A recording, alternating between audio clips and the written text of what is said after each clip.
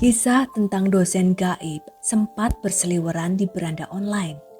Kisah horor ini bahkan muncul dari beberapa kampus terkemuka di Indonesia. Kebenaran dari cerita ini masih dalam area abu-abu, namun tentu kisahnya menarik untuk dibisikkan. Seperti kisah dosen gaib yang menyebar dari salah satu universitas yang ada di Jawa Tengah yang Nada Dingdong kutip dari sebuah media cerita online. Dalam dinamika perkuliahan di sana, terselip kisah horor yang mewarnai kehidupan di kampus tersebut, yaitu kisah horor dosen gaib.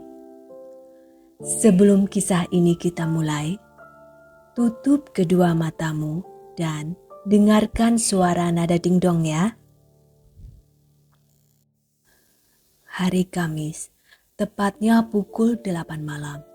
Suasana kelas yang biasanya sepi pada malam hari menjadi ramai karena para mahasiswa tengah menunggu kehadiran dosen untuk kuliah malam. Dalam suasana riuh rendah, mereka membicarakan hal yang tidak biasa karena sang dosen mengganti jam mengajar di waktu seperti ini. Hal yang tidak umum terjadi, perkuliahan diganti pada jam semalam itu. Terlebih, gedung yang ditempati konon sering muncul penampakan-penampakan yang misterius. Aneh gak sih? Biasanya Pak Budi ganti jam kuliah jadi besok loh. Lah kok jadi sekarang? Tanya Agus, salah satu mahasiswa yang hadir pada malam hari itu.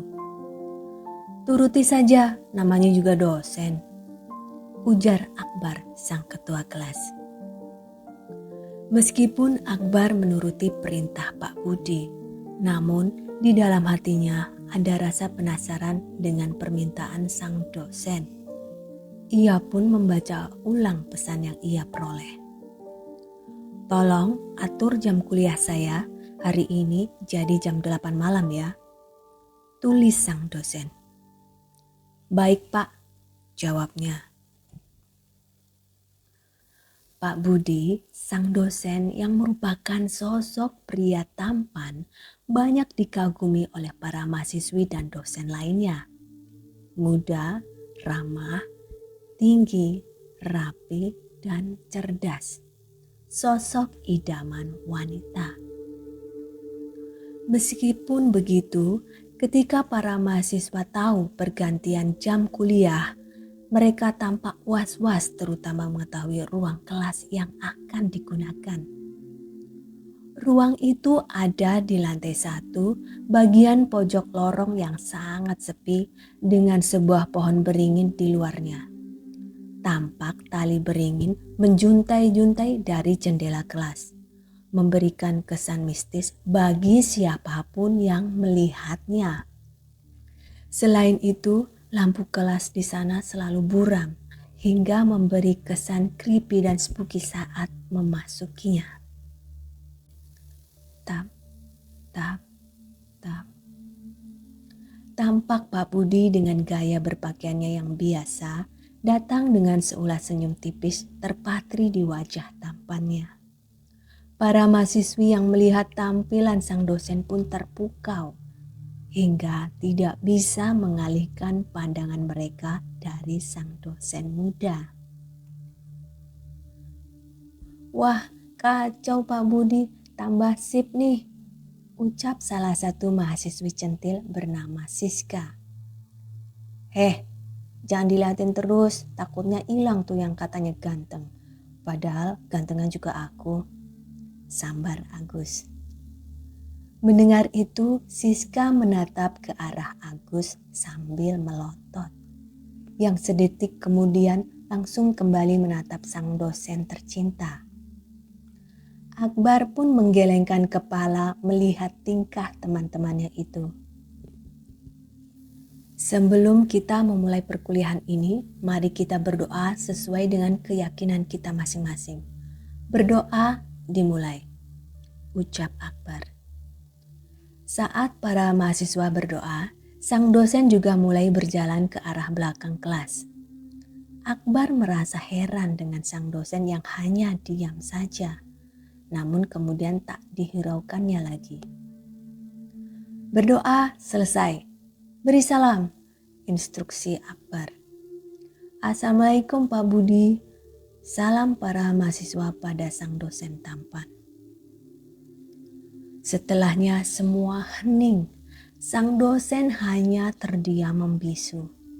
Para mahasiswa mulai terheran-heran dengan tingkah sang dosen. Tak biasanya beliau tidak menjawab salam dari mahasiswanya. Pak Budi yang kini tengah di belakang mereka hanya terdiam menatap ke sekeliling kelas. Matanya menatap tajam sambil tersenyum tipis. Dosenmu kenapa sih? Kok diam aja? Bisik Agus kepada Siska. Gak tahu kau kira aku bakal tahu semua tentang Pak Budi apa? Jawab Siska sewot. Agus pun mencep sambil mengendikkan bahu dan kembali ke posisi awalnya. Kelas masih sunyi.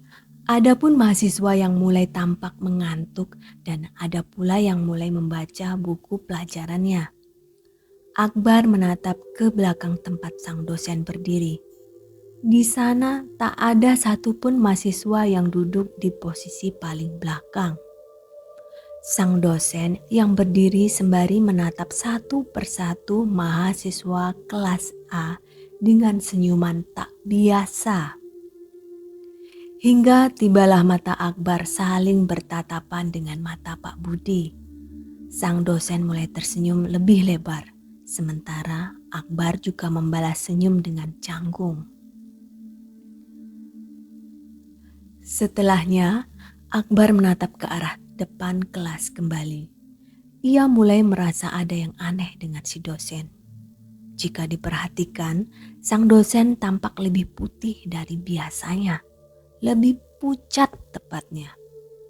Senyumnya pun agak menakutkan dan matanya lebih sipit ketika tersenyum. Tiba-tiba Akbar merasa merinding sendiri. Namun, ia mencoba berpikir positif. Mungkin sang dosen tengah menguji mahasiswanya. Ia ingin para muridnya belajar mandiri tanpa perlu menjelaskan materi. Memikirkan itu akhirnya Akbar pun membuka buku yang telah ia pinjam dari perpustakaan. Ia membuka bab yang harusnya dipelajari hari itu sambil mencoba-coba soal di sana. Tap, tap, tap. Suara langkah kaki menggema di ruang kelas. Sang dosen akhirnya kembali ke depan kelas, menatap para mahasiswanya dengan sebuah buku di tangannya. Para mahasiswa lagi-lagi merasa ada yang aneh, namun kemudian kembali tidak peduli. Handphone Akbar bergetar di saku celananya. Perlahan ia ambil sembari melirik ke sang dosen yang tengah menatap Siska. Terlihat sebuah pesan singkat dengan nama yang membuatnya terkejut. Sembari melirik-lirik Pak Budi yang ada di depan kelas, ia membuka pesan tersebut. Dia baca lamat-lamat pesan yang membuat jantungnya mulai berdetak sangat kencang. Tangannya Akbar tampak mulai bergetar. Keringat dingin mulai muncul perlahan. Ia kembali menatap sang dosen lamat-lamat. Pak Budi kembali menatapnya dengan senyum yang sama. Akbar memperhatikan sang dosen muda itu. Ya, tidak salah lagi, pikirnya. Jari-jarinya mulai mengetik pesan di grup lain. Akbar berusaha tak tampak tegang ataupun bergetar. Ia mencoba merilekskan diri agar Pak Budi tidak menyadarinya. Sekarang tolong keluar satu persatu, urut dari yang paling belakang dan tanpa teriakan. tulis Akbar di grup kelas tersebut. Semua yang melihat pesan itu mengernyit heran. Mereka bertanya-tanya ada apa sebenarnya. Tiba-tiba mereka merasa hawa dingin mulai mengisi ruangan tersebut. Bulu kuduk mereka mulai meremang. Mereka melirik-lirik Pak Budi yang menatap ke arah jendela kelas. "Ada apa sih?" tanya Agus penasaran. "Menang dan nurut aja, cepet suruh Khairul keluar dulu," bisik Akbar yang pura-pura menatap bukunya. Agus pun jengkel melihat Akbar yang tidak menjelaskan apapun. Ia tak tahu kenapa mereka harus keluar dari kelas tanpa menjerit. "Memangnya ada hantu apa?" gumamnya. Sambil menggerutu, Agus menatap kembali ponsel di tangannya dan membaca sebuah pesan di line yang ternyata adalah sebuah gambar screenshot percakapan Pak Budi. "Kuliah dibatalkan hari ini, cari hari lain aja," tulis Pak Budi. "Pak, bukannya Bapak sudah di kelas?" balas Akbar. "Hah? Enggak, saya ada urusan lain di luar, jadi nggak bisa mengajar hari ini." Terus yang di kelas sekarang siapa, Pak?" "Akbar, coba kamu lihat kakinya ya, pelan-pelan jangan sampai ketahuan." Begitulah isi pesan yang dikirim Akbar di grup lain. Semua yang membacanya akhirnya mengerti kenapa ketua kelas mereka menyuruh keluar tanpa berteriak. Perlahan, Khairul yang duduk paling belakang sendiri keluar dari kelas tanpa mengatakan apapun kepada Pak Budi. Hingga akhirnya semua benar-benar sudah keluar dari kelas kecuali satu, yaitu Akbar. Pak Budi palsu ini kembali berjalan ke belakang kelas secara perlahan. Ia tidak terusik dengan para mahasiswa yang keluar dari kelasnya.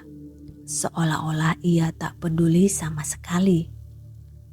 Pria itu tetap tersenyum ketika melewati Akbar. Hingga ia tepat di bagian belakang kelas dan memunggungi satu-satunya mahasiswa yang tersisa. Ia tetap diam 1000 bahasa. Tak, suara bolpen jatuh. Akbar memberanikan diri melakukan perintah Pak Budi, sang dosen yang asli. Dengan tangan yang bergetar dan tubuh ketakutan, Akbar mengambil perlahan bolpen yang sengaja ia jatuhkan. Soalnya bolpen itu jatuh di tempat yang salah, dekat dengan sang dosen palsu itu. Dengan perasaan tak karuan, akhirnya Akbar memberanikan diri. Sembari membawa tasnya, ia mengambil bolpen itu sambil melihat kaki Pak Budi palsu ini. Set, ada yang mendekatinya. Tak ada suara langkah kaki lagi.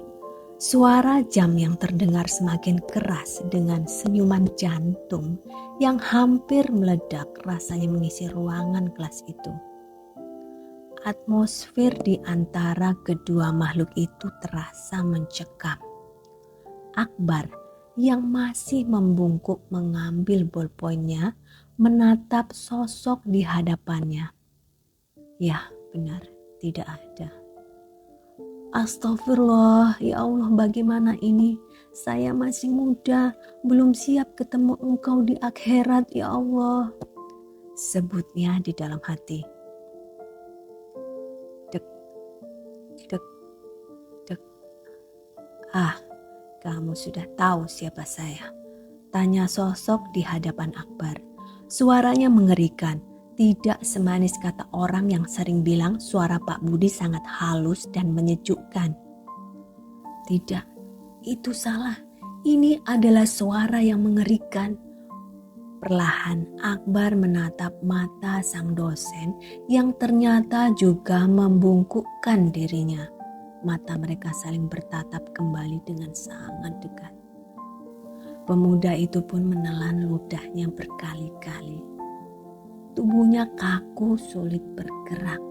Ia menatap sosok itu, sosok yang berbeda dari sebelumnya. Wajahnya sangat pucat, sepucat mayat.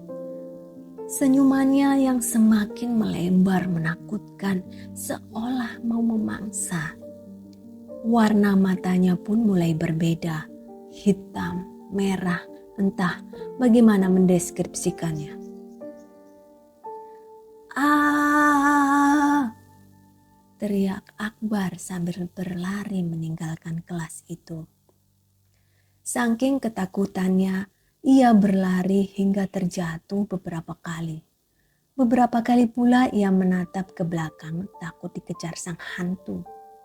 Tampak sosok itu muncul, melihatnya dari depan pintu kelas tadi sambil memiringkan kepalanya 90 derajat dan tampak sangat menakutkan. Akbar terus berlari hingga akhirnya ia bertemu dengan Agus yang menunggunya di gedung fakultas.